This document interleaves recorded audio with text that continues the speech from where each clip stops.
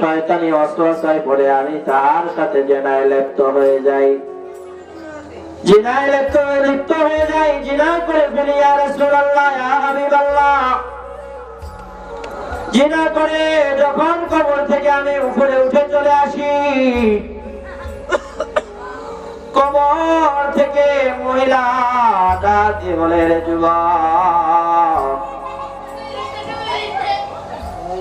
আমার আত্মীয় স্বজন আমাকে এমন সুন্দর করে গোসল করায়া কাপড় পরিধান করাইছে,